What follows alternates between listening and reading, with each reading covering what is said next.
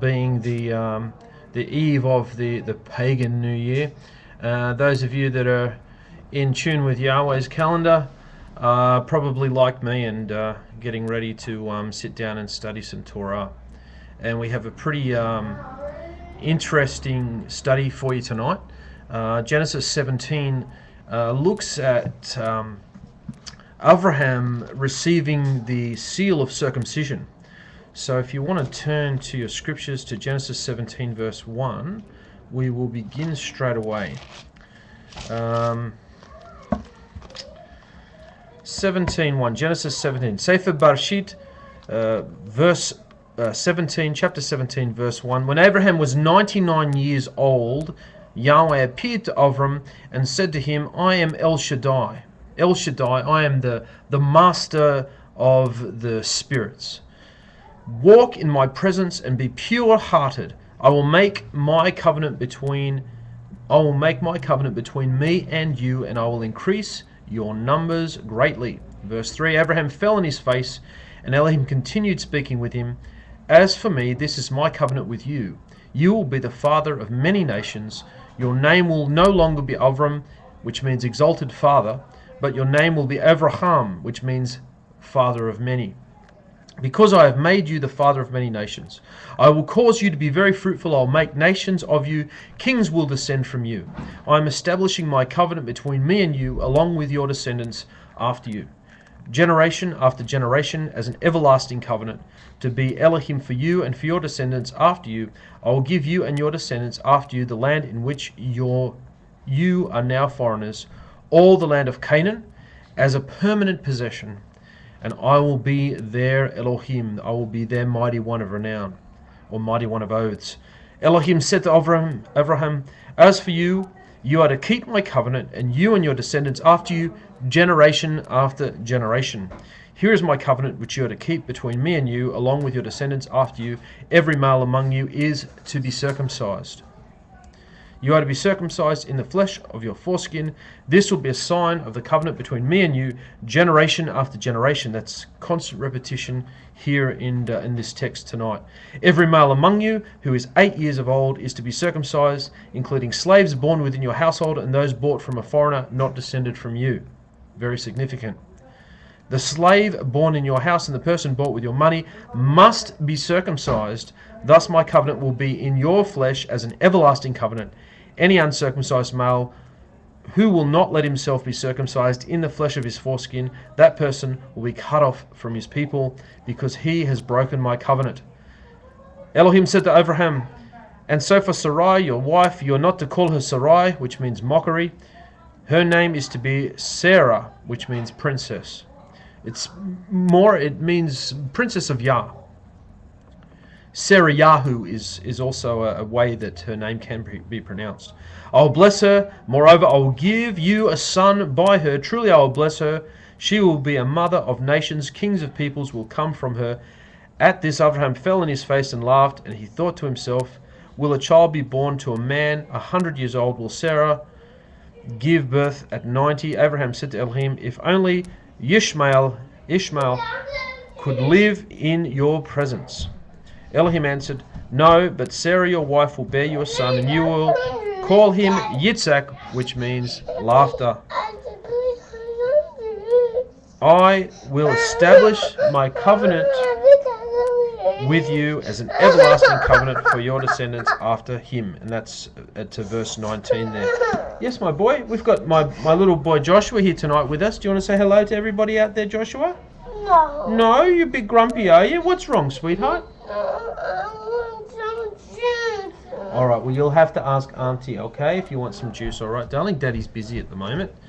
So there we are. We'll stop it there at verse 19. So, as you can see, tonight, Abraham is being given the seal or the sign of circumcision.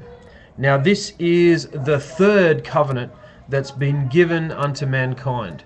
The first covenant being the covenant of Adam and Chava, the Adamic covenant, it's sometimes referred to, and then there was the Noahide covenant, and now there is the Abrahamic covenant. So this is the third covenant, the third level of revelation of the covenants given unto Yahweh, given unto the Israelite people by Yahweh.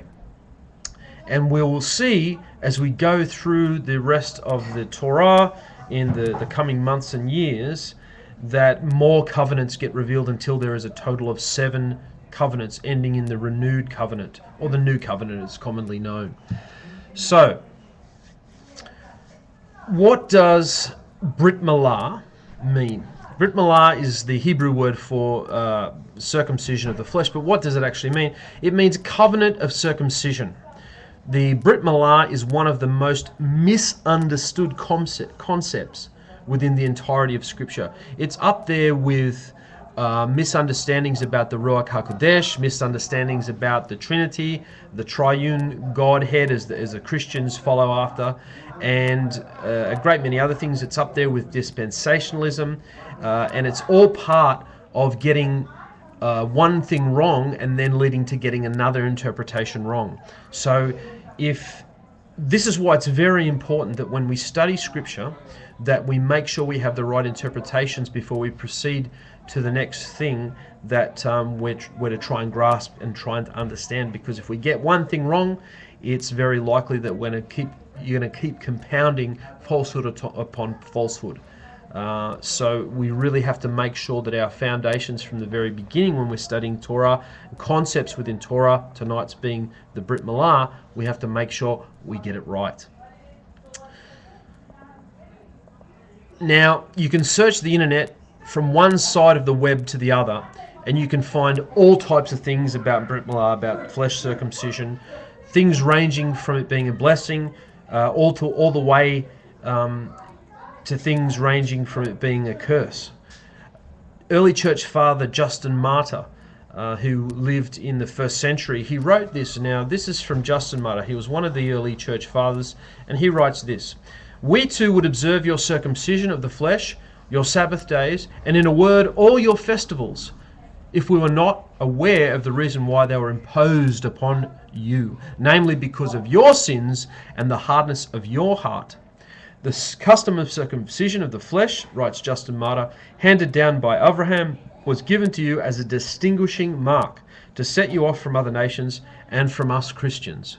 The purpose of this was that you and only you might suffer the afflictions that are now justly yours." End of quote. So this is a fairly scathing... I don't know, sweetheart. You'll have to find your monsters by yourself. You've got a little pop gun there, so you should be right with that. Off you go. You tell me if you find any, okay? So you can see that it's a pretty scathing excerpt of writing from Justin Martyr there. He's pretty much saying that nearly anything and everything that defines one as an Israelite, and in his day a Jew, defining what is a Jew is pretty much a curse rather than a blessing. So you can kind of see how the early concepts of Christianity as it began to emerge were really very much rooted in something that was completely in opposition to what Yahweh and what the Torah is actually wanting us to do. So with that quote, we now look at Scripture and we correct his error there by looking at the application of Scripture. Romans 4:11 says, "And he, Abraham, received the sign of circumcision, a seal of righteousness of the faith," of Emunah. So we can see there that Scripture is not saying that it's a sign, a mark that has been branded to a people, like somebody receives a mark with a branding iron and it being a mark of shame, but it's actually a mark of righteousness. It's a seal of righteousness. All the covenants that are given, all the 7 covenants that are given as they're revealed, as man tracks his way back into a closer relationship with Yahweh, they all carry with them signs. The sign of the Adamic covenant is menstruation, and the sign of the Noahide covenant is the rainbow, the reversed colourful warbow in the sky, and the sign of the Abrahamic covenant is the seal of circumcision. In this week's very parsha, Yahweh makes it clear An uncircumcised male of the flesh, whose foreskin shall not be circumcised, that soul shall be cut off from this people. He has invalidated my covenant, according to Genesis 17:14. The backbone of Christian theology is that they are completely separated from the Jew. I'll say that again. The backbone of Christian theology is that they are a completely separated people from the Jew. And to partake in circumcision is to assimilate with the Jew, despite Scripture clearly warning against this course of action. Isaiah 56:3 says, "Let no foreigner who is born to Yahweh say, Yahweh will surely exclude me from his people." So this is flying directly in the face of what the Torah is teaching us in a religion setting itself up to be something that's in exclusion of Yahweh's people that he foreknew, Israel. Rabbi Shaul, aka known as the Apostle Paul, clearly assures his audience that Yahweh did not abandon his people whom he chose. Romans 11:2 says, "No, Elohim has not rejected his own people whom he chose from the very beginning." Yahweh did not divorce Israel and pick another people that we have come to know as the church. Yahweh deals with this very wrong theological view when Israel itself began to think that their betrothal had been nullified when Yahweh demanded, "Where is your mother's certificate of divorce with which I sent her away? Or to which of my creditors did I sell you?" Isaiah 51. Shaul assures us, "I asked then, did Elohim reject his people? By no means. I am an Israelite myself, a descendant of Abraham, from the tribe of Benjamin." Romans 11:1. So Rabbi Shaul is hijacked and interpreted as Paul, as the midget. He is actually not a frontiersman for the church, for setting up the church, as many of his chronicles and own writings, line upon line of truths, actually show to a point that it's absolutely debilitating to church theology if only people would take a moment to absorb what he was actually saying rather than taking short sound bites and rattling them off to the tune of their canned false theologies.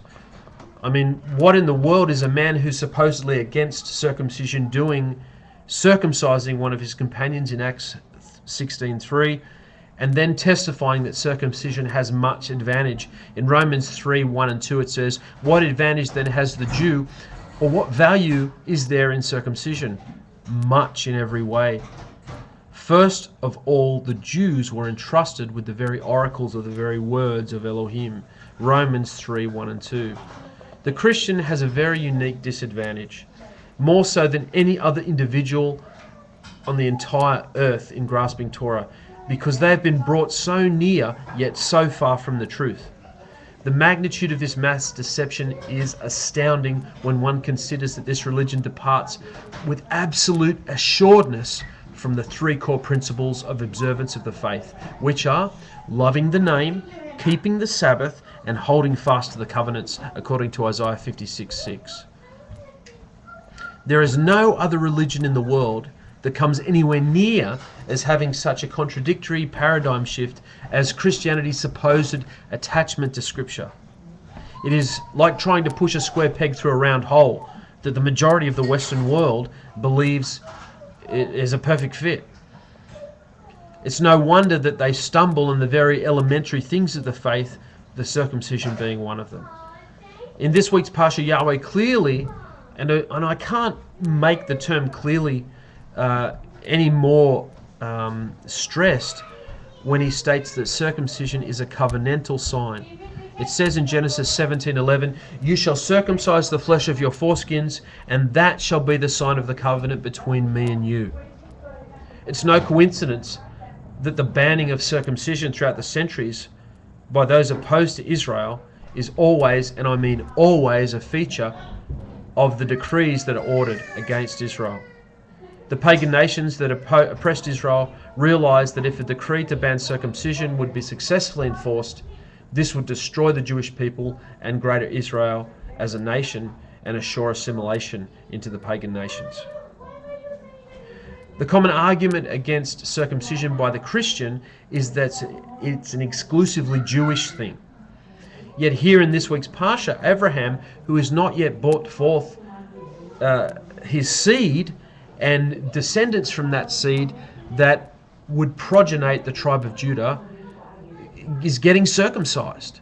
There can be no greater obvious supporting arm to tearing down this false argument that circumcision is something that's just for the tribe of Judah. This is complete and utterly silliness to the point that even somebody with a basic, a plain understanding of Scripture would actually come across and understand. The simplest minds of Scripture would easily grasp that circumcision is not something that's the exclusive domain of the Jew. So we know that circumcision is a sign of covenant. We've got that far. And it's a sign of righteousness. It's a sign of righteous living. That's not a sign of living without sin, but it's a sign of walking honestly before Yahweh. But according to Christian theology, circumcision of the flesh became circumcision of the heart by the time of the so-called New Testament. Really? This view is espoused from Shaul's teaching in Romans. What does he say? No, a person is a Jew who is one inwardly, and circumcision is circumcision of the heart by the Spirit and not by the written code. Such a person's praise is not from other people, but from Elohim. Romans 2:29. And this is one of the support verses that a Christian will go to in showing us vainly that circumcision of the flesh has now been done away with. You may have Christians argue that it's even been done away with for the Jew.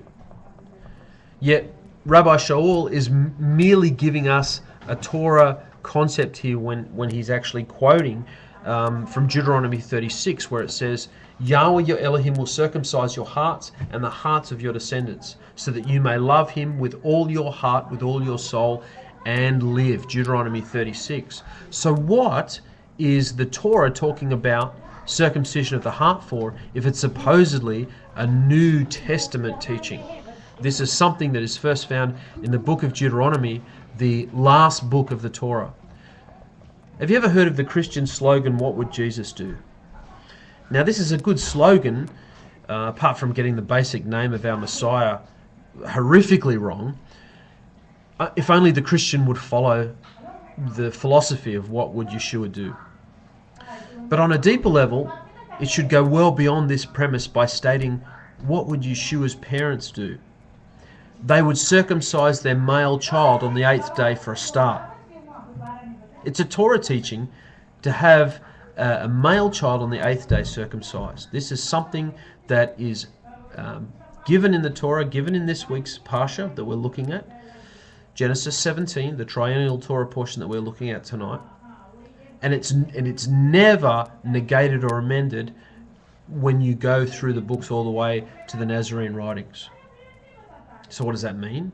That means if every grafted in Gentile, Ger Hashar, Gentile near the gates, or Ger Tashav, returning Gentile, or Ger Zadik, whatever stage a Gentile is in his return to Yahweh's favored people, to Israel, and they would have a child, a male child, on the 8th day, they would naturally get that child circumcised. So there would be no argument, period, in the so-called New Testament, we call it the writings of the Nazarenes, of there being circumcision being done away with, or whether circumcision should be done or shouldn't be done, because all male children, when they come of age, will already be circumcised. The circumcision is performed when a child is still unaware of what is happening. And this is a bit of a contrast to the way it's looked at and the way it's taught with an adult who is looking to have himself circumcised in the flesh. There's much stress placed in a lot of Shaul's writings about the heart circumcision preceding the flesh circumcision.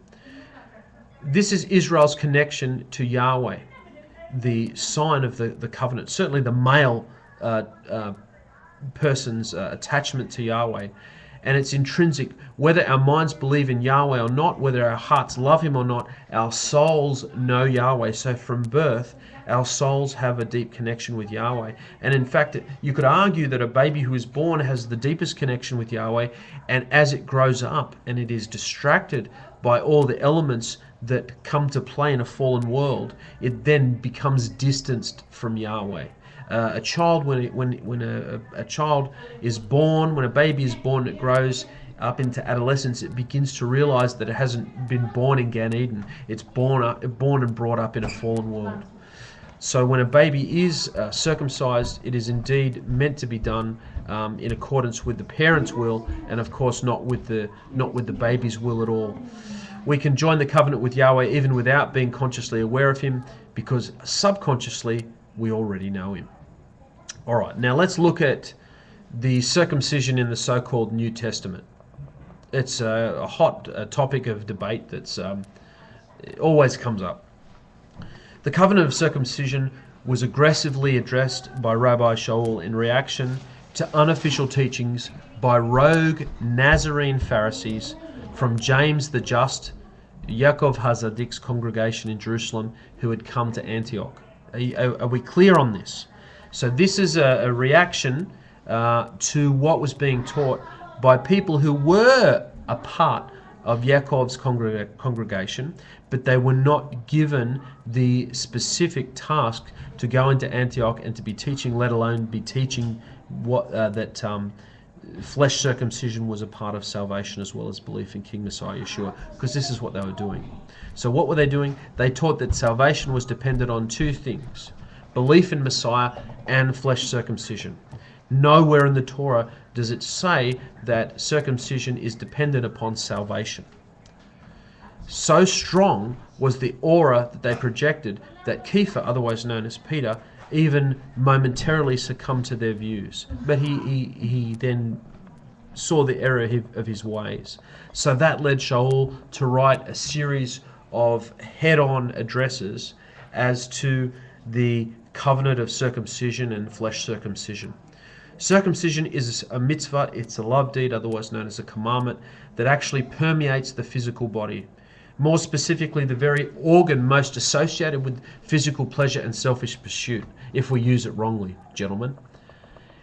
And it infuses, the sign of circumcision infuses this member with a tremendous holiness. And it is through this mitzvah that we have the ability to infuse, and not only the body, but the entirety of our mundane habitat with holiness and purpose. Circumcision is a constant reminder of what our mission entails, a reminder which men need more than women, because men are optically stimulated, and their sexual organ is something that is external rather than a woman's one being internal, so there is a mark placed upon it as a reminder. We are to be holy, and we are to call others to holiness. Remember our mission. Our mission is to sift lost Israel from the nations, and we do this by announcing the nations to do teshuvah, to repent, like Yochanan HaTibala, John the Baptist did in the desert as a forerunner to Mashiach. Yahweh created the world imperfect, and he gave us a mission to perfect the world. Elohim created wheat, humans make bread out of wheat. Yahweh created a jungle, humans create civilization out of the raw materials that are given to us. And we use our ingenuity to improve on the world that we are born into. We don't use our ingenuity to corrupt or to actually cause further destruction or chaos to the world. This is symbolized in the Brit. We are born uncircumcised, and it is up to us to finish the job. So when a male is circumcised, a male child is circumcised on the 8th day, it is a sign that we are completing the perfecting creation process of a human being, and it also symbolizes us having a key role to play in being a key orchestral playing a key orchestral role in harmonizing creation rather than causing creation to go off the rails and go into disarray, into darkness and blackness. We each have instincts and natural tendencies that are inborn, but we need to be refined. I was born that way is no excuse. The saying "I was born that way" is no excuse for immoral behavior. We are to cut away any negative traits, no matter how innate they seem, or no matter how entrenched they may seem in our characters. On a deeper level, this is what circumcision is all about. So let's get back into the verse, and we finished on verse 19. Let's into the chapter, and so we'll be going straight into verse 20. But as for Ishmael, I have heard you, I have blessed him. I will make him fruitful and give him many descendants. He will father 12 princes, and I will make him a great nation. But I will establish my covenant with Yitzhak, from whom Sarah will bear to you at this time next year. With that, Elohim finished speaking with Abraham and went up from him. Verse 23, Abraham took Ishmael his son, all of the slaves born in his house, and all who had been bought with his money, every male among the people in Abraham's household, and circumcised the flesh of their foreskins that very day, just as Elohim had said to him. Abraham was 99 years old when he was circumcised in the flesh of his foreskin, and Ishmael his son was 13 years old when he was circumcised in the flesh of his foreskin. Abraham and Ishmael his son were circumcised on the same day, and all the men in his household, both slaves born in his house and those bought with money from a foreigner, were circumcised with him. That's the completion of the reading, and that is verse 27. And so that is our Triennial Torah portion reading for this week. So,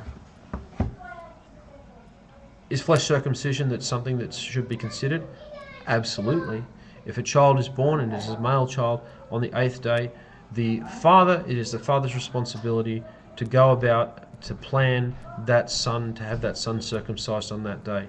Now, we're Nazarene Israelites. We are people that stand out in no man's land. I'll be perfectly honest with you tonight. We're tolerated at best by the Jew, and we're tolerated at best by the Christian. But to any lengthy degree of exchange of ideas and theology, we will have no other reaction but complete disdain from both these two religions. Judaism rejects us, and Christianity rejects us.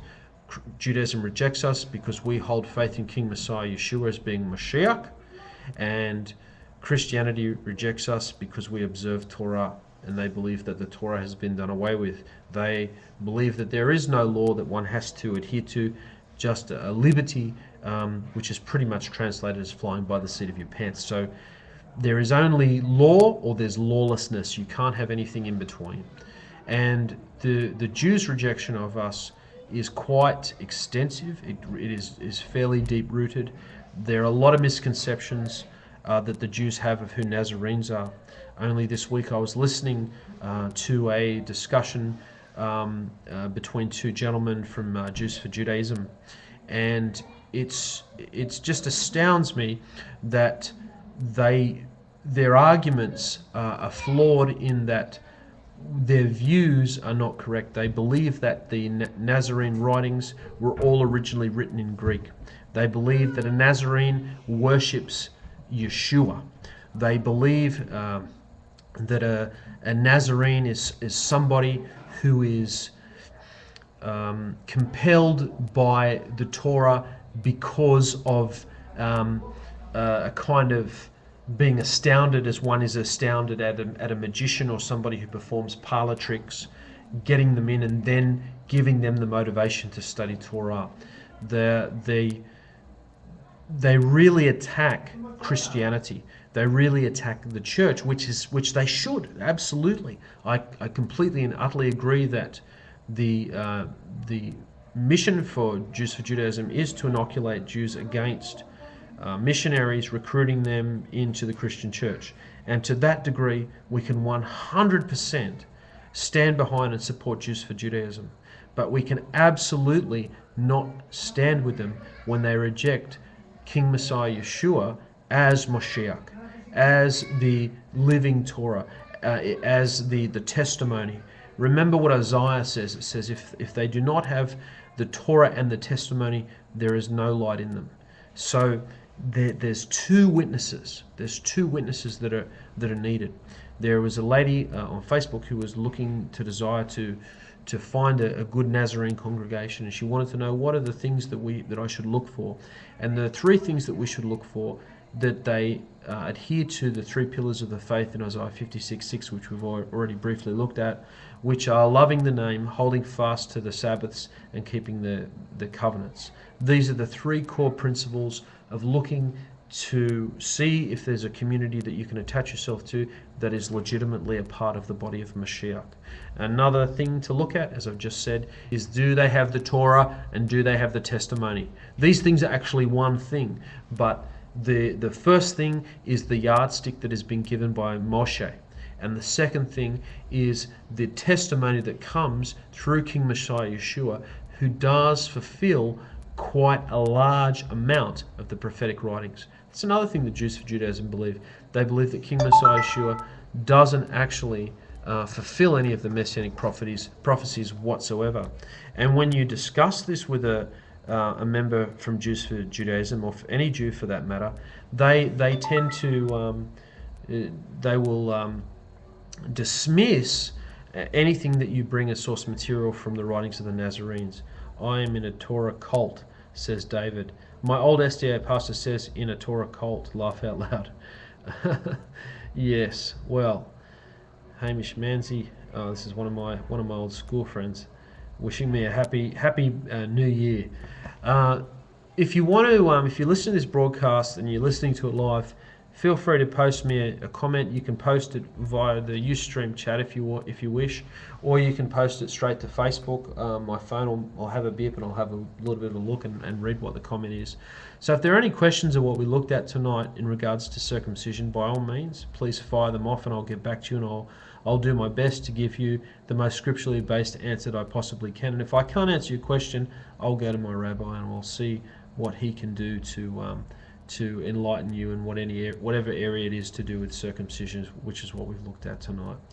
So, yes, flesh circumcision is something that is still a part of what we should do. It's something that really should be done to a child on the 8th day after it's born. When a person comes into adulthood, it becomes a little bit more complicated. Not complicated in that it's hard to understand whether somebody should do it or not, but that person really has to have a heart change, a dramatic change of heart. A heart that is circumcised as a precursor, a forerunner to receiving the seal of covenant. Shaul talks about if somebody does that, then they come into a new level of responsibility. So it's a very big thing to go ahead and do that. But by the same token, an adult who chooses to become circumcised in the flesh, it's a procedure that's it's quite foreboding, and so usually most males who have made the decision to receive flesh circumcision, you can bet your bottom dollar that they've already had an enormous change of heart and want to be a part of the community of Israel and not be cast out. Can't make Ustream chat work. Sorry, JJ. No, that's okay, Dave. You can post on Facebook. It's up to you. But I would encourage, especially you, David. Please, if there's anything that I've missed out tonight, it's only a short study tonight, but I hope that I managed to cover everything in a fairly brief space of time. I think I've pretty much covered everything.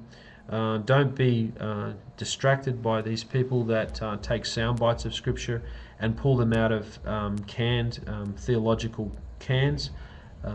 You need to stand strong. You need to study the Scriptures and interpret what the Scriptures are actually saying, not what your particular religion is telling you that they say. Now, we as Nazarenes, we're people that observe the Torah. We believe that King Messiah Yeshua is the living Torah. We do not believe that he is Yahweh. We believe that he is the Son of Yahweh. He is the right arm of Yahweh that has been brought down. The Jewish view of the Mashiach is that they're completely a human. They tend to go against stressing anything that's supernatural about his abilities and so on and so forth. And that's a good thing, because signs are really things that are reserved for the wicked. It's more that the Mashiach they stress that he's the Davidic king, and he will restore prosperity to Israel and lead Israel in the Messianic age. So there's a lot of commonality there with Mashiach, who the Nazarene believes that Mashiach is, and there's with what also the Jew believes. But be careful, because there is a lot of what Jews for Judaism are saying about Nazarenes that is completely incorrect. Now, I want to stress this point tonight. A Christian is not a Nazarene. I have heard it said that in Israel, Jews will refer to Christians as Netzarim or Notzarim or Natzarim, however it's pronounced. That is completely wrong. A Christian, Christos, if we go by one interpretation, the word Christos means anointed one, means pouring oil upon the head of, and the IAN you can interpret as being little anointed ones. Now, Netzarim or Netzri or Natzri or Natsari is offshoot branch watchmen. We are watchmen who are looking at the branch that shoots out of the stump of Jesse. The stump of Jesse is the shearing off of the house of Israel. Let me just have a look. I've got a post on Facebook now. I think this is probably from Brother Dave. Let's see what he said. So, Nazarene is not a Christian. Could you cut it short by simply saying, do it? Yeah, we've got Stephen Berkowitz here, another Nazarene teacher. He's made a comment. You could cut it short by simply saying do it, and I think he's referring to circumcision there. Absolutely, I agree wholeheartedly with you there, Stephen. I'll just have a quick look at the chat area on Ustream, and I'll see if I can. Okay, I've got somebody on Ustream that's just typed hello. I'm going to give them a hearty shalom back and see who that might be. We've got 3 viewers on tonight, so whoever you are live, I welcome you, and I hope you're enjoying or have enjoyed what we've looked at so far. I'm going to leave things pretty much open. I'm not going to go on with the teaching so much, but I'm happy to shalom. The Ustream has just replied with shalom back to me. I'm not going to go into anything too more in depth than that, but you've really Nazarenes. I'm talking to Nazarenes. I'm not talking to Messianics. The term Messianic is too wider an arc of a terminology to refer to who a people are. You need to find out. It's Jadon. Shalom, Jadon. Welcome to the broadcast. You've probably been here the whole time. Jadon, is your father around? Is Giordano around? Hopefully he's listening to the broadcast tonight. So the biblical term of who we are in Nazarenes, we're offshoot branch watchmen.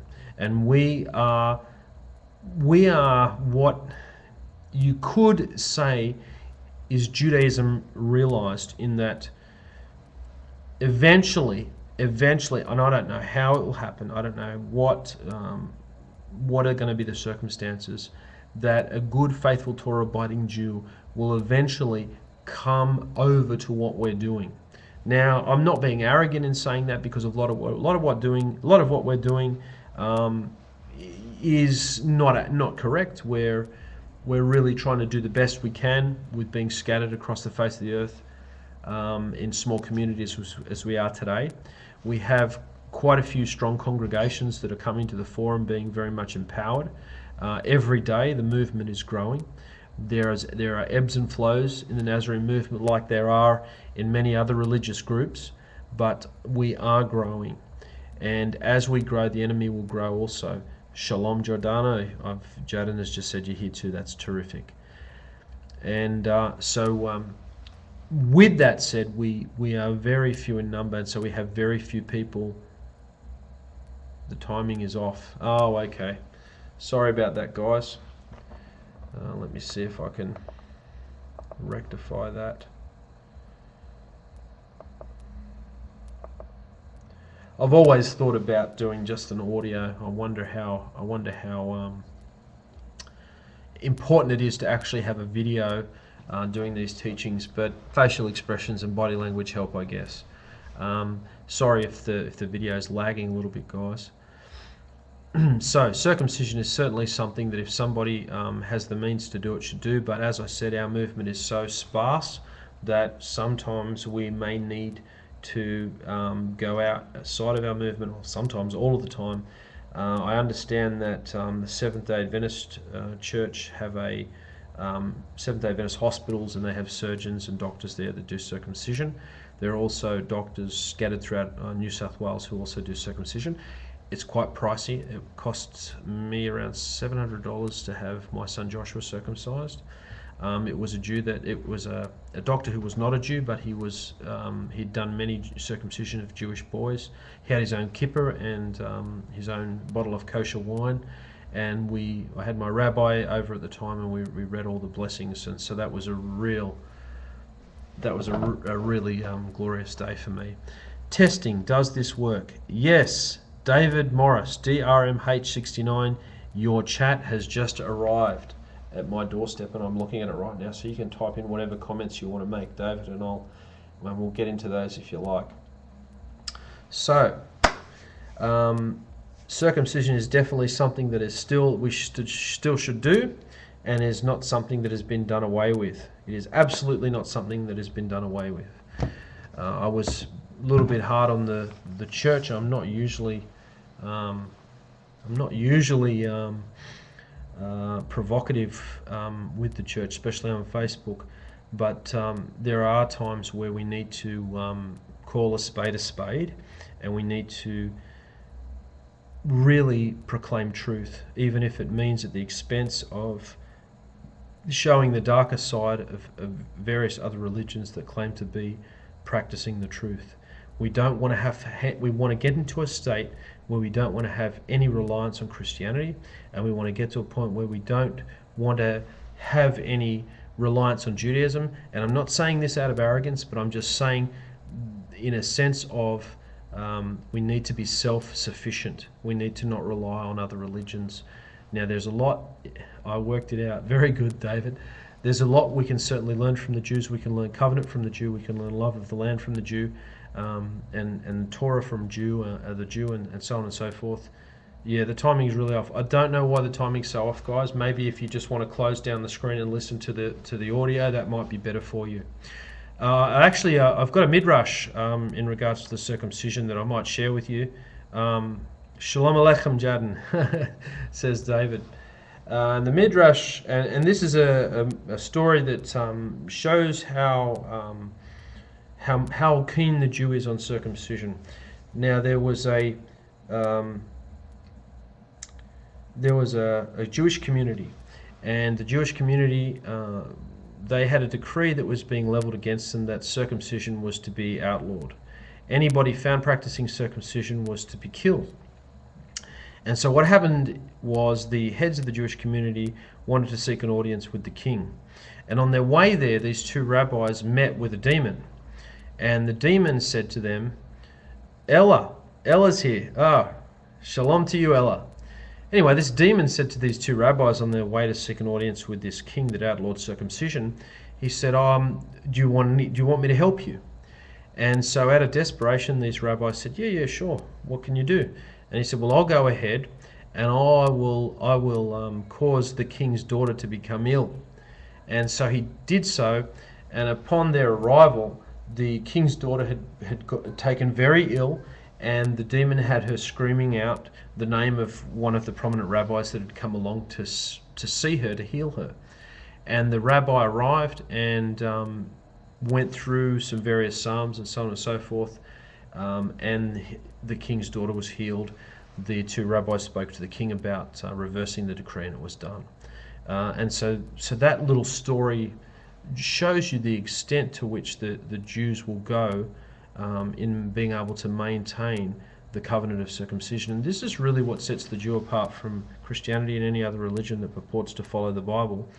They are very zealous for keeping the covenants and obeying Yahweh's commands. What does that mean? That means that they have a zeal to want to do their part in their service to Yahweh. And you don't see this too much with any other religions that profess to follow the Bible, even with Messianics.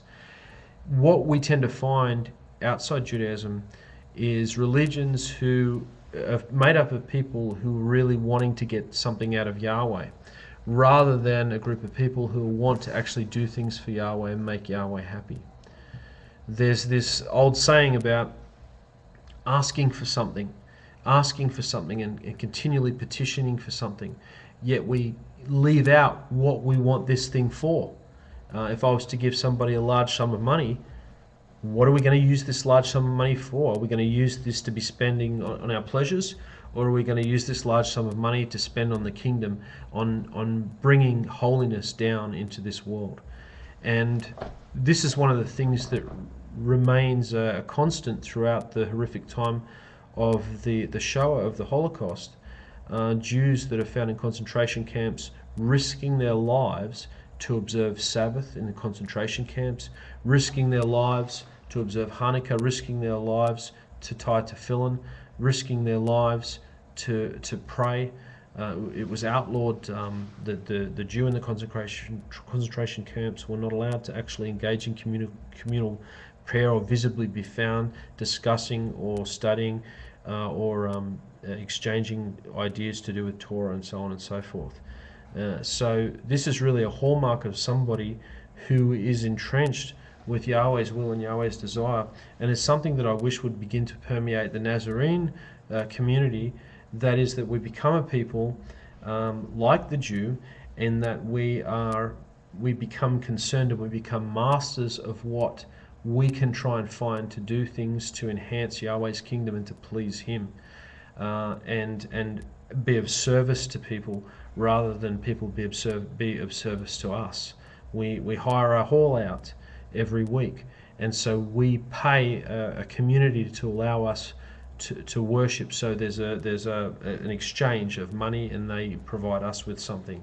It would be good to be able to be in a state where we could actually offer money to organizations that are Torah observant organizations that are promoting Nazarene way of things and so on and so forth, rather than relying on a community that is not Torah observant. This is really the end result of what we're trying to achieve, is that we are self-sustained, not self-sustained in that we are receiving anything in exclusion from Yahweh, but we're completely dependent on Yahweh. We're not dependent on any man. We're not dependent on grocery stores to provide us with food that's prepared by pagans and so on and so forth. So we want to begin to build a community that we have everything covered. We have rabbis that do circumcision, we have a butcher that does kosher meat and so on and so forth, but for the Nazarene community, and also can do it for the Jewish community if they want to partake of it. It would be certainly an encouragement to know that all of a sudden a Nazarene butcher's popped up somewhere in Australia that was deemed kosher, and Jews would go there too, rather than us going to a Jewish butcher shop and relying on the Jews to provide us with kosher meat and so on and so forth. Read that James Trim post on my Facebook page. Okay, so David's directed me to have a little bit of a quick peek at a James Trim post on his Facebook page. So I'm assuming this is... David wants me to discuss the details of Danny Milan's Brit Milah. Now, I won't go into too much detail because I'm not sure if he wants it to be made that public. I didn't really I asked him if I could share it with Giordano, and he said that's fine. But I won't go into too much detail. But Danny Milan received his circumcision at the Seventh-day Adventist Church, and he told me that they have actual hospital, they have rooms there that you can hire if you want to stay overnight after the procedure.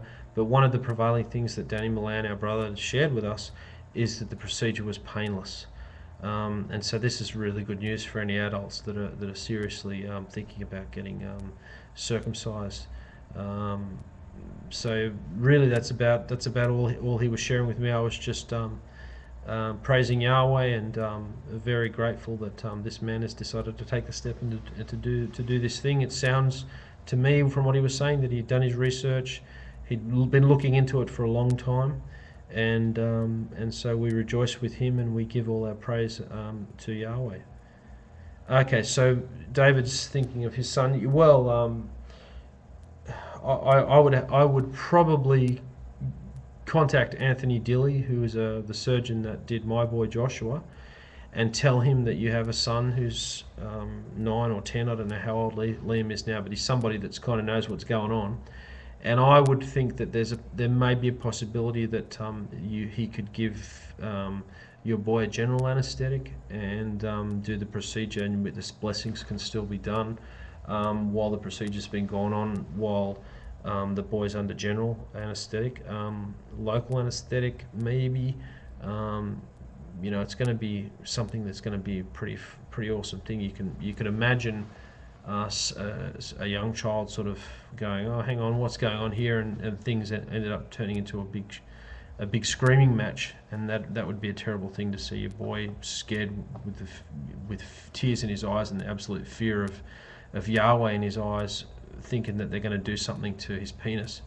I would probably be looking at something like a general anaesthetic or something of that nature.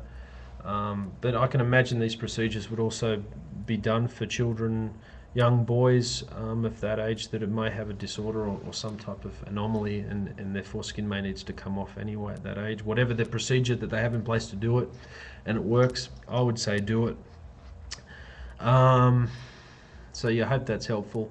But I have Anthony Dilly's number here. Now, Danny's said that he's happy for anyone to contact him.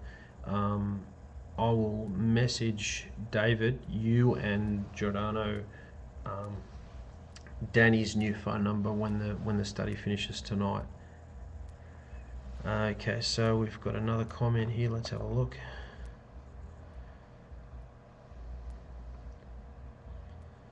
Oh no, this is in regards to immersion, water immersion. So yeah, so I hope that's pretty clear. What else? That's pretty much it, guys. Talks about Haradi discussing Nazarene. Oh, that's right. I'm meant to be looking at James Trimm's post on David's page. Okay, let's have a look. David Morris. Let's go to David Morris's page.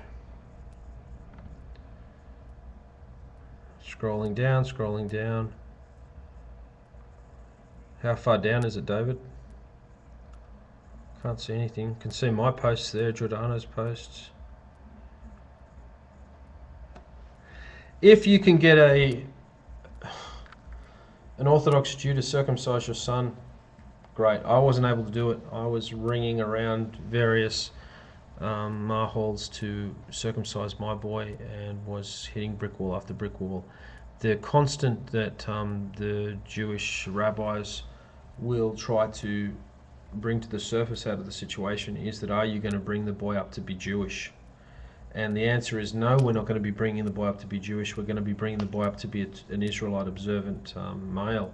And even when you bring up this week's Parsha, Genesis 17, as a support, it doesn't budge them one iota when Abraham got his entire household circumcised. And then if you want to even go further and say, well, technically none of them were Jews when Abraham received the sign of circumcision and his whole household was circumcised, that really falls on deaf ears, because the Jews interpret Abraham as being the first Jew. Now, I don't have much of a problem with the Jews saying that Abraham was the first Jew, because I know what they mean when they say that.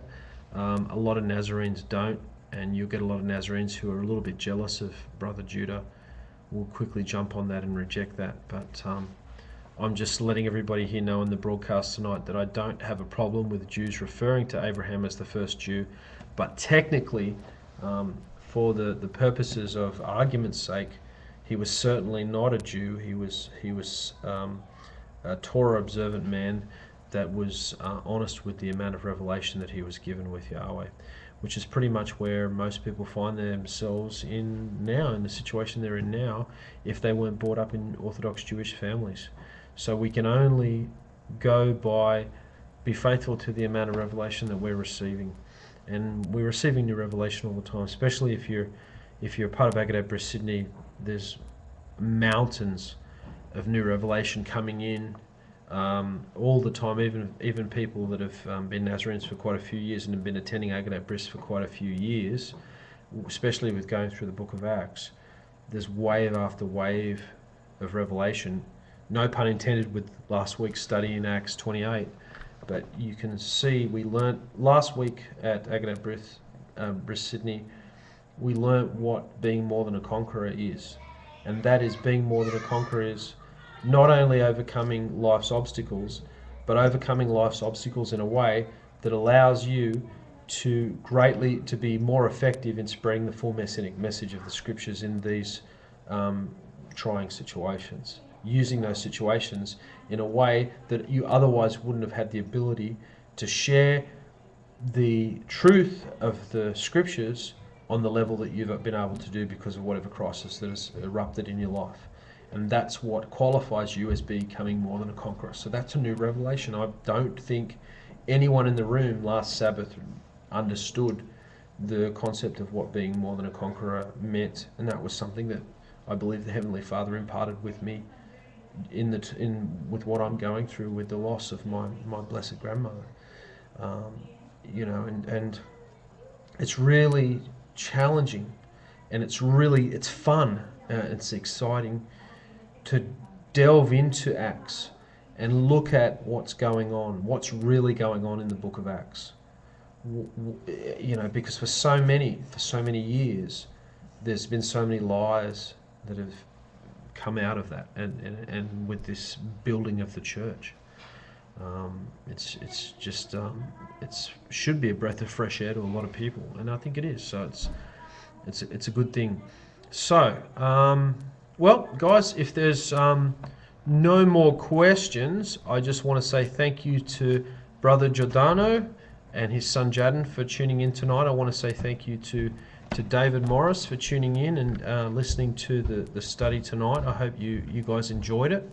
I want to say thank you to Ella for tuning in, and anybody else who might have popped in for a few minutes just to have a look at what was going on. I really enjoy doing these little broadcasts and doing these Torah studies each week. Right under the post on my Facebook page there, JJ, right under your post on my Facebook page. All right, I'll have one last look, Dave, and see. I'm on David's page still. Okay, so this is my post. David Morris shared, Orthodox Jewish scholars, profound words about Yeshua the Nazarene. David, is this what you're talking about? Orthodox Jewish scholars, profound words about Yeshua the Nazarene. Let's have a look. Now, the Jew should not feel any compulsion to make a public declaration that they have accepted King Messiah Yeshua as their Saviour. What they should be doing is they should be quietly studying the writings of the Nazarenes. They should quietly be studying the history of the offshoot branch Watchmen, the Nazarene sect, and how they emerged and how they interacted with Orthodox Judaism of the day. I know the fireworks are going, aren't they, boy? Here's my little boy Joshy. And so, they really shouldn't feel compelled to make any public announcements to Christianity. Really, any type of dialogue with Christianity, I don't see that's of any value. The ministry is at the forefront of this coming restoration. In the 1980s, my old mentor, Rabbi Mael, an Orthodox rabbi from Israel, accepted Yeshua Messiah based on material found in the Talmud, Midrash, and Zohar. Surprise, surprise. I myself came out of Rabbinic Judaism some 30 years ago when I accepted Yeshua as my Jewish Messiah of Judaism. Beginning in the late 90s, I began reporting that a great number of Orthodox Jews, even rabbis, already know that Yeshua is the true and only Messiah, and that some of them have even confided this fact to me. And this is what I'm interested in, there being a growing number of Jews that are keeping things quite secretive. I think that's a positive thing. I think Jews should be encouraged to go and quietly study things in maybe pairs is a good thing. It's always good to do things in pairs, and build in their own minds, substantiating evidence that King Messiah Yeshua ben Yosef HaNazaret, as he would have been known on earth, as having more than the enough credentials to fulfill the prophetic appointment as the Messiah. I stated then that they had no intention of disclosing this fact because they believed it would unite them with an anti-Torah Christianity which is overflowing with pagan customs and practices, and a disdain for Torah which is seen as bondage. I received a lot of skepticism at the time, and then Rabbi Yitzhak Kaduri made arrangements to reveal his belief in Yeshua as the Messiah 1 year after his death. Those that you are familiar with Rabbi Yitzhak Kaduri, 1 year after his death, by way of a Kabbalah, it's a Kabbalah gematria. He wrote a series of statements, and the first letters of all the statements spelt out the names Yeshua. It's like it's not gematria, but it's more of a Kabbalah encoding technique. And so he proclaimed that Yeshua was the Messiah in that letter by way of the Kabbalah encoding technique. In 2012, Orthodox Jewish Rabbi Shmuel Batek published a book, Kosher Jesus, which, while not accepting Yeshua as Messiah, takes a non-hostile approach to Yeshua, seeking to reclaim Yeshua as a Jewish sage of the Second Temple era. Oh, by the way, the kosher pig, don't waste your time with the kosher pig. I've had a bit of a look at that. Rabbi Ely of Jews for Judaism has kind of spent a lot of energy dealing with that. I guess that's energy well spent. Maybe there's a lot of people that are buying into the kosher pig. It's one word from Rabbi Rob Miller, stupid. So I probably wouldn't waste your time with the kosher pig. From what I've read of Rabbi Ely's commentary, he kind of deconstructs the arguments. Some of the arguments, like I said, are aimed at Jewish, Christian theology, and this is what frustrates me the most about Jews for Judaism. They kind of still paint us with a Christian theological brush at times, especially when they're still believing, entrenched way, that the book of Matthew is originally written in Greek. It's just insane to even think that, but that's what they believe. So they don't have any credibility in those books, except when they can actually pull something out of the books that helps debunk our argument, which is what really frustrates me. Because it's not in a debate, in an actual stand-up debating forum, that would be that you'd lose points for that. Now, a group of Orthodox rabbinic Jews are working toward a retrial of Yeshua before this rabbinic Sanhedrin.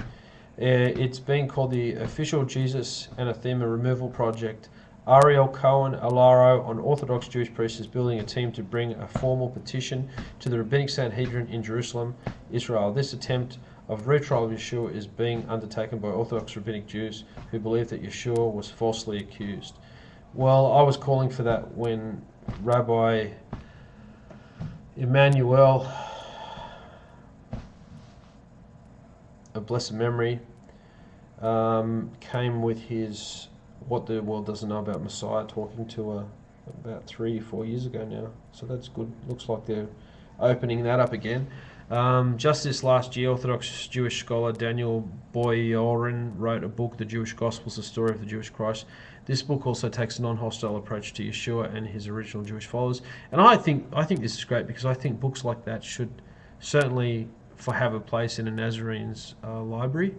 Anything that you can get that's written by Jews, especially Jewish rabbis, that really delve into who Yeshua is, even if the culmination of their arguments rejects him. There's the way Jews argue, they usually bring a lot of points from their opposition that are in favor. Just as the last year, Orthodox Jewish scholar Daniel Byron wrote a book. I just read that. Trained as a Talmudic scholar in 1990, he was appointed professor of Talmudic culture, departments of Near Eastern Studies and Rhetoric, University of California, Berkeley, a post which he still holds. Boyan opens his book with some very interesting words. If there is one thing that Christians know about their religion, it is that it's not Judaism. Surprise, surprise. If there was one thing Jews know about their faith, it's that it's not Christianity.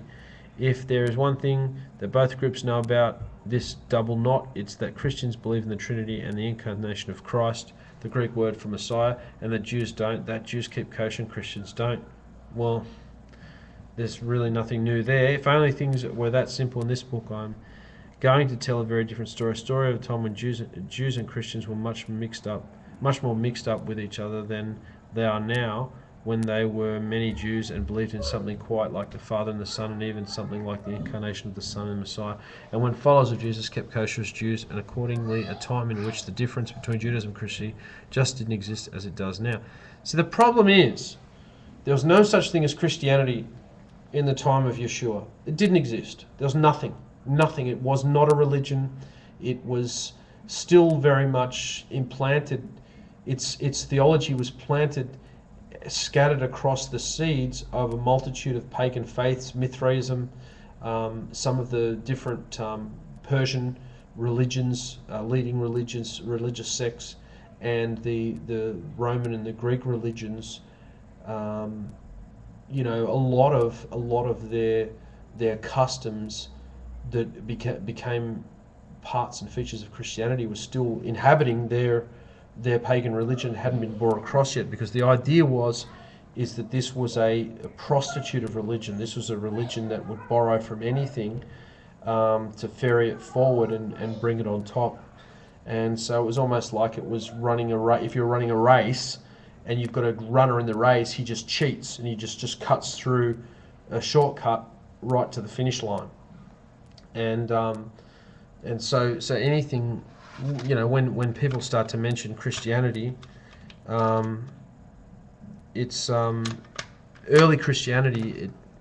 You're starting to mislead a person into a something that just you know wasn't. Nazarenes, the Nazarene sect of Jews were not Christians. They were not in any way, shape, or form the codified Christians that we see in the 2nd or 3rd century, and even today it's just obvious that they're not. They were people who were still very much rooted in the Torah and looked almost exclusively like Jews. And you can read the writings of Epiphanius when he does his little number on the Nazarenes, saying that they're simply complete Jews, and they know Hebrew to a nicety, and so on and so forth. So, but anyway, I said I was going to close up there before, didn't I? But I just keep on going. Yes. But one thing I can leave you with: keep your eyes peeled. Keep looking at any discussions that Jews are having about Yeshua. I want people to keep on reminding their Jewish friends, whether by Facebook and so on, that Christians are not Nazarenes. We're not Nazarenes. The word Christian does not translate into Judaism as Nazarene. A Christian is a completely different thing to a Nazarene. And we can't keep saying that enough, because like I said, I was watching something fairly recently on Jews for Judaism, and these guys are still not getting it. It's almost like they're incredibly intelligent guys. You listen to them thrashing out Torah, and it's amazing some of the things these guys are coming out with. They looked at the false prophet and so on and so forth, how the Torah legislates how to actually find who a false prophet is, how to deal with a false prophet. So the Torah is greater than prophecy. And this goes into looking at why the rabbis said that if you have 1,000 prophets that say one thing and you have one rabbi says something else, you should go with what the rabbi says and not with the 1,000 prophets that all agree with one another, but you disagree with this rabbi. Because the Torah, the actual yardstick of the ordinance that are made up in the Torah, they are the ready reckoner of whether a prophet is legitimate or not. That's why a lot of these prophets were getting stoned, because, and I'll give you an example. Say if I was a prophet, right? I'm not a prophet. And this is almost word for word Rabbi Eli, right? You say to a community that Yahweh has said that you have to keep the Sabbath very well. You have to all of a sudden do whatever you can to make the Sabbath something exquisite. You're all doing a lousy job of the Sabbath, and you need to just really put everything you've got. You're 100% focused on the Sabbath. Just do it really well. And this is the word of the hour from Yahweh. And so what happens is the Sabbath comes, and the local community do a lousy job. And then that prophet says, Yahweh is very angry with you. It's going to be really bad for you. And so what happens is the first thing that the prophet says to the community is actually from Yahweh, but the second thing, what he says that Yahweh's reaction was to how they went about it, that was something that the community find fault with, because they think that he might not be talking from Yahweh, but talking out of his own zeal. And so this was the thing that got a lot of prophets stoned, is that rather than the community thinking that they were actually a mouthpiece for Yahweh, they were simply attributing Yahweh's words and Yahweh's view for certain situations to their own zeal, coming out of their own zeal. So what they might have been saying wouldn't necessarily be wrong if they did a lousy job at Sabbath. Well, then, yeah, they've done a lousy job at Sabbath, but they're using as an exclamation point, Yahweh's really angry now, you better watch out. And so, this was some of the stuff that they were discussing, but then it would sort of go over terrain that was just when it was talking about Nazarenes, talking about that. I think one of the things they were saying was that you're getting Messianic communities that are becoming Torah observant and so on and so forth, and they were sort of saying, well, it doesn't matter how Torah observant they are as long as they keep following that Yeshua guy or that Jesus guy. And they use Yeshua and they use Jesus in the same breath, like these guys are similar guys, but they're completely different guys. Jesus is a completely different guy. He's a mythology. He's a guy that's come in and he's been concocted. His image has been concocted. His mission is completely been tinkered and manually formed together by the hands of man. That he's came to do away with the Torah, and he's come to fulfill it and therefore do away with it and change, cause a new dispensation, and that he's come to bring peace on earth. Yet when you read the Messiah in the scriptures, even in the most diluted Bible translation, you will have things like, I've not come to bring peace, but I've come to bring a sword, instructing his disciples to go and sell what they have and take up arms, and how he wishes the world was already set on fire and things like this. So he's very militant in a lot of his teachings. He's very political, and his teachings are can be so difficult to grasp. We see that mass rejection of his teachings by his disciples at Capernaum, when they just completely reject and walk out almost in a complete, one entire group of them completely walk out. So he had probably 80 disciples probably walked out on him in the synagogue. And then he says to Kepha, you guys going to leave me too? And he says, well, where would we go? So he manages to hold on to his 12 in a circle, and he assures them, he says, with man this can't be possible, but with Yahweh anything can be possible. We looked at that last week. So this Yeshua guy, he's quite edgy. He's not a peace-loving mung beans guy that has followers like Ned Flanders after him. Heaven forbid. This faith that we're in, it's an edgy faith. It's something that's full on. It's like when people talk about people being involved in the occult. All of a sudden something happens to their voice and they go, "Oh, you shouldn't mess around with the occult, boy. That'll do a number on you." And the thing is, well, like I've said 100 times before, you mess around with this faith, you poke at it with like you're poking at an ant's nest with a stick, then you're going to come out the worse for wear as well. I wish people would have that reverential fear that people seem to have for the occult, for this walk, rather than treating it like a theme park ride, something that, what am I going to get? What am I going to come away from Sabbath today that I'm going to get? What am I going to go to Sabbath today and give to Yahweh? Am I going to give him tears? Am I going to give him raised arms? Am I going to give him my concentration? Am I going to give him kindness that I'm going to show to others? There's a guy in our fellowship who I won't name, without fail, every Sabbath furnishes me with a cup of coffee and about 4 sandwiches, whether I like it or not. And so this guy has really honed down to a great art this concept of showing kindness every Sabbath and going out of his way to speak to visitors, make them laugh, be down to earth with people. Don't come off as though you know something that they don't, but you make them feel at home there. And this is what the living the Torah is all about. Children under living Torah. CULT, children under living Torah. David, what are you smoking? You disguised Joseph from the foreign land with foreign pagan customs as Jesus, and the Hebrew Joseph is Yeshua. That's David's words.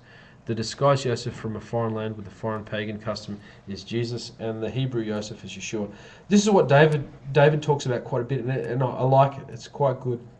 He talks about the encounter that Joseph has with his brothers when they come back and they see him as being the second in command in Egypt, and he's controlling the food being delivered to everybody to because there's a famine in the land, and they see him as somebody who is second in charge in Egypt, and somebody who couldn't be farther from being somebody that's removed from the children of Israel. And then on second glance they say, oh, hang on, he is one of us, he is a brother, and so that encounter speaks in such prophetic volumes as what will begin to happen. And David also goes on to talk about how there's an aggressiveness that comes just before that realization, and we see that sometimes with Judaism, with how Jews relate to us in a very aggressive manner at times, and how Christians also relate to us in an aggressive manner. But we don't hold that against them, because we're caught in between a rock and a hard place, because Yeshua is the bread of life, feeding the people wheat to make bread. Amen. Our faith, if we're running our faith to any degree correctly, it is confrontational. You are going to confront people. You are going to force people to be removed from their comfort zones, and people generally don't like that. People don't like to be uprooted from a nice warm bed. People want to stay where they are. People are happy where they are, and they can be happy for years, and they could go to the grave being happy. The last thing they want to do is have us tell them that most of what they're doing is horrifically wrong. And they've got a history. They say, well, how can it be horrifically wrong what I'm doing? Is it if I've been blessed for so many years with all these prosperous things? That's what we do. We can't pussyfoot around. We can't soft shoe that. If we soft shoe, we're going to make things a bit difficult. But by the same token, we do have to pick our fights. The argument is seen in Sefer Yesher. Okay, thanks, David. Amen from Dad. And then just after the argument is acceptance. That's true. So bring it on. The argument, that is. Yes, that's true. So yeah, be bold. We have our rabbi posting so many banners over the Christmas period that were telling people about the truths about Christmas, just to the point where he was running at 100 miles an hour, catching up with negative comments and responding to them and so on and so forth. And he had some quite negative encounters. Like, we're talking really difficult encounters with people that were denying the Holocaust, criticizing him for wearing a kippah, and all these sorts of things. And we've heard all these arguments before, but very aggressive. So, but Yahweh's on our side. So if Yahweh's on our side, then no one really can stand in our way. Don't lose any sleep over somebody that rejects the message, because they're not rejecting you. They're rejecting Yahweh. You're just his messenger. It's not your message. You didn't come up with this. You didn't write Lord of the Rings and come up with a whole world and a whole series of languages and cultures and write it as a fantasy novel. This is real. This is reality. We've made the decision to play a role for the good in this grand theatre, if you want to call it that. And we have good days and bad days. We have days where we do a good performance, days where we do a bad performance. Get over it. Remember, once I was speaking to Rabbi Rob, and he said, I said, had a really bad Yom Kippur. It was terrible. I come in contact with a dead person. Then I decided, I'm going to lead the Yom Kippur service, and it was devastating. The whole service was just devastating. And his response is, you win some and you lose some. And that was just the most fantastic response that I could ever hope to hear. Just the way he said it, just, you win some and you lose some. Yeah, you know what? You do win some and you lose some. Get over it. I mean, you don't see Shaul crying over spilt milk when he's run out of a town and had stones thrown at him to the point where he's dead, and then he's raised back to life. he just gets on with it, and within 2 days he's on to the next town. He just chalks it up to experience. And that's what we have to do, just chalk it up to experience. And you're not a part of a cult. You are a part of a sect. A sect and a cult are two completely different things. There's many Christian sects. All the different church denominations you see are sects that are born out of Mother Church, out of Rome. All the different Christian groups and churches that you see, they can all be traced back to Mother Rome. So we've been called out. Do not, what does the word say? It says, "Come out of her, my people. Do not share in her abominations," because the abominations are slowly being piled up all the way to the heavens. So when they finally get to their ceiling, all these abominations and horrendous things that the Cersei are doing, the church are doing, we don't want to be found numbered among their ranks. We want to be completely removed from them. I'm glad to say that that's one thing I do not struggle with, and that is this desire to want to go back and fraternize with the church. It's completely removed from me. I can definitely tell you guys that. You can rest assured I'm not going to come in one day at Sabbath and bear a crucifix in front of you all or anything like that. Do we have any more questions? Do we have any more? No more questions about circumcision. I'm gathering that I pretty much covered everything there. Now we've got David, serving every Christian transfer sect. Serving every Christian. David, are you just making up these word plays? David's putting all these chats up, talking about, he's got these letters, he's got sect written here, serving every Christian transfer. Please explain. So, anyway, what's happening? Okay. Now, not until the 28th do we resume back in the Civic Centre for our Torah studies. So between then and now, I'll continue these broadcasts every Tuesday night. Sorry for the late start tonight, but I had to get down here to South Strathfield to be with my in-laws. But everything's gone ahead. What's up? Transferring to Netzarim. Hard drama. What's going on there? So I'll continue the broadcast every Tuesday evening, and I'll try and get them kicked off at 7:30. Again, sorry for the delay tonight. We did start at 8 o'clock, which is a bit late for us. And we'll continue them every Tuesday until the 28th, in which case the broadcast will still continue after that, Yahweh willing, but we'll also be physically meeting at Kingswood Neighbourhood Centre. So if you listen to the broadcast and you're close by, or you don't mind driving an hour or so out for a Torah study, please by all means come out and give us a visit. We're not a very large group, but we're a solid group. We've been meeting constantly for about 2 years now, and we don't look like we're going to be pulling up stumps anytime soon. So if you want to come along and listen and contribute to the discussions and the teachings, we do go through the triennial Torah readings, which means we go through the entire Torah in a 3.5 year period. It's amazing. If you want to get involved in that, that's amazing. I've never ever begun to compile. I've never been able to compile the amount of detailed notes that I have in doing the triennial Torah cycle by looking at bite-sized chunks rather than these whopping big parshas for the annual readings. And you really sometimes find yourself struggling. What do I look at in this reading? There's so much here. And you run the risk of going over the same ground or looking at the same thing in these massive readings.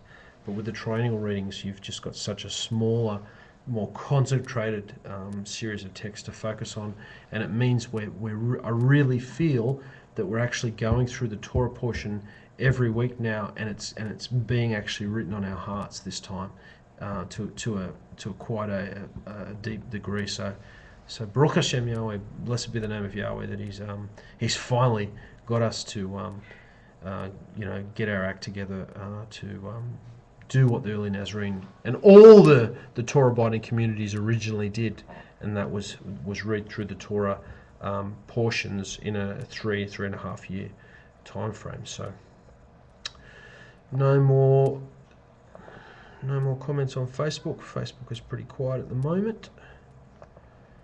I've just looked at the time. It's nearly 9:30, boys and girls.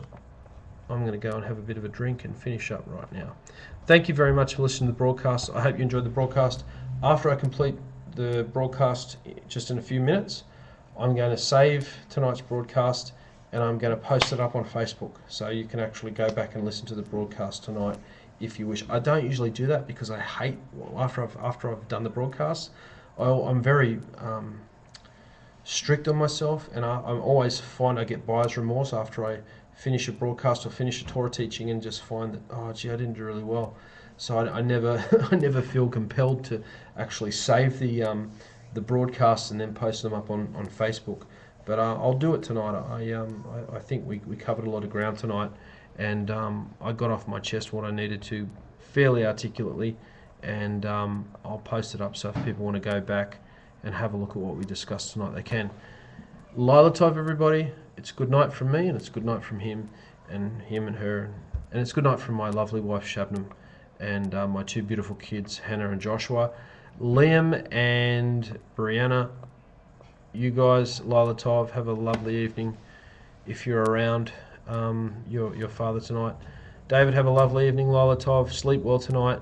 Giordano, Judden, you guys have a lovely evening. Sue, if you're listening, have a lovely evening. Lila Tov to you. Who else is listening? Let me have a look. I don't know who else is listening. I've got 5 viewers. Who are you people? Who are you people listening to this broadcast? Anyway, goodbye everybody. Shalom, shalom.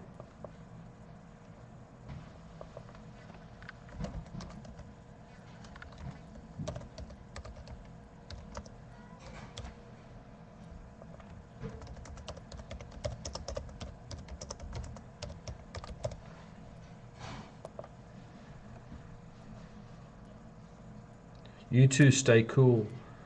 David, stay cool, David. Me, myself, and I.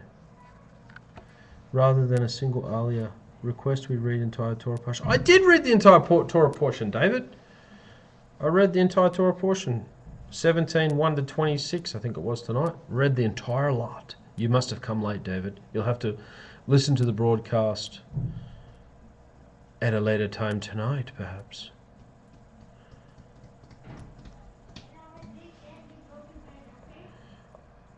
Alright guys, you've got to go. Come on, there's still 4 viewers there. Come on, log off please. Come on.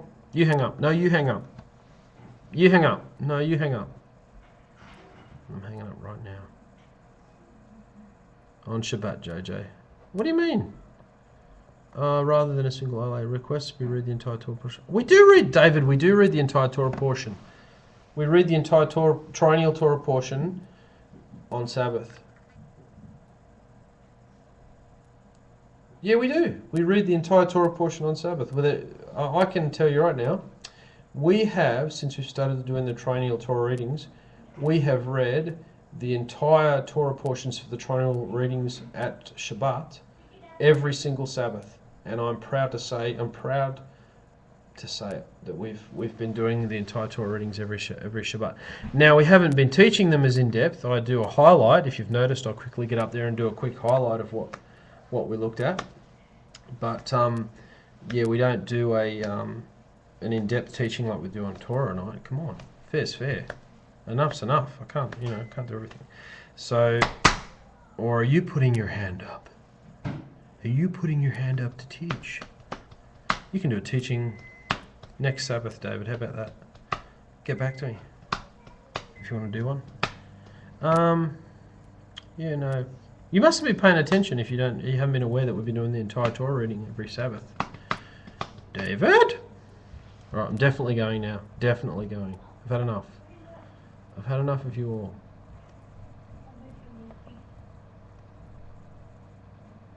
Alrighty then, Lila Tov. David, I can't believe you said that. We've been doing the Torah readings, the entire Torah reading, for every... I've said it a million times. Well, I've said it a few times. Joshua wants to say Lila Tov. Say Lila Tov, Joshua. Lila Tov. No, look at the camera. Say Lila Tov. Lila Tov. Oh, you're a beautiful boy. I love you. Oh, sorry. Up sorry. See you, Jadden. See you, Jadden. Good.